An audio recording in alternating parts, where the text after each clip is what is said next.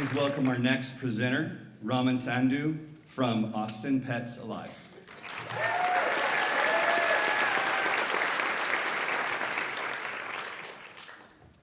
Every year, across the country, over 1.5 million cats and dogs are killed in animal shelters.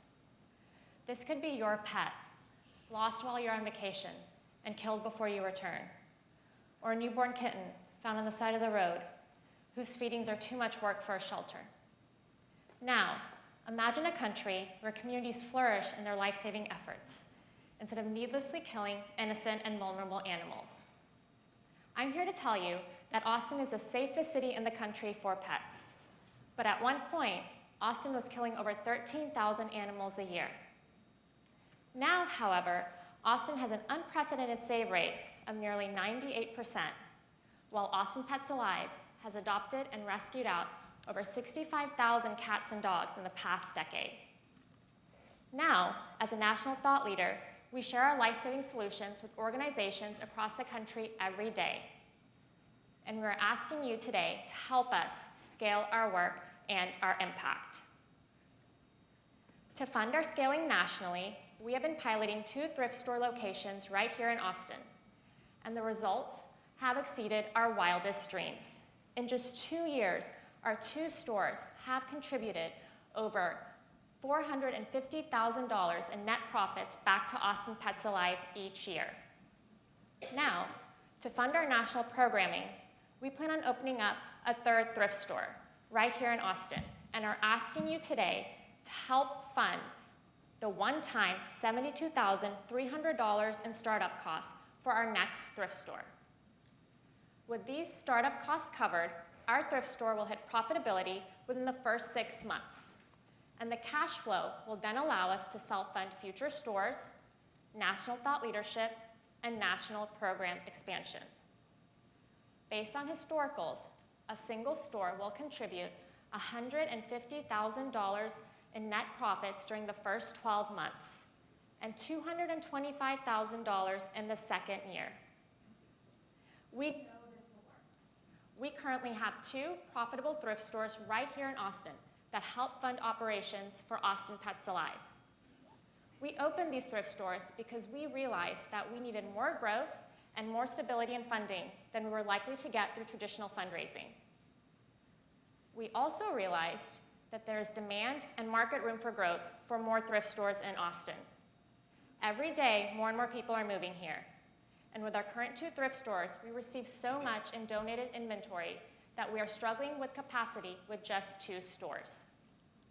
These donated startup costs for a 3rd thrift store will allow us to accelerate our life-saving efforts, help us grow our thrift store enterprise, and in turn, assist communities everywhere in saving more lives, lives like the ones you see up here.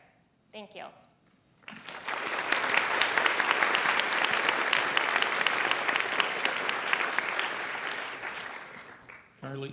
Currently, you mentioned that you have 2 thrift stores. Yes. And where have you all discussed where geographically this third one would exist? Yeah, so currently we have 2 thrift stores on Burnett. Right. One's on Old Torf. The 3rd one we're planning in East Austin.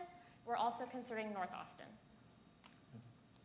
That's great. And what percentage, I love the earned revenue model, by the way. This is just awesome. I'm curious, what percentage of your overall budget with 3 stores, if this 3rd store is operating at the same kind of net profit percentage as the other 2, what percentage of your overall budget each year would that cover?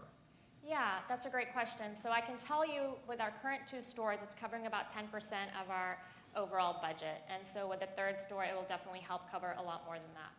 Do you guys have an earned revenue component anywhere else in the business, or is everything through donations? So 75% of it is through traditional fundraising, is what we call it. So individual donations, grants, corporate sponsorship. The rest is thrift store, and then the other the non-10% part is adoption fees. So to answer your question, yes, this is the only earned revenue stream we have right now, or the earned income revenue stream.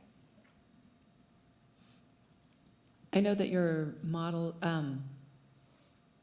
is focused on saving the animals and not, being a no-kill shelter. Do you have any component that helps to, I mean, besides spaying and neutering, to prevent these animals from coming into your system in the first place? So we really work on helping to save dogs and cats that otherwise would not have a chance.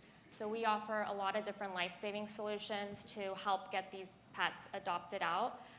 And we're helping other communities as well learn our different methods. So we do a lot more than just spaying and neutering for sure. If you received this grant, about how long would it take you to get the store up and running? Yeah, so based on our past 2 stores, we anticipate 3 to 4 months before it will become open to the public. What have you learned from the last 2 stores that are key to opening up a third and replicating this across the nation?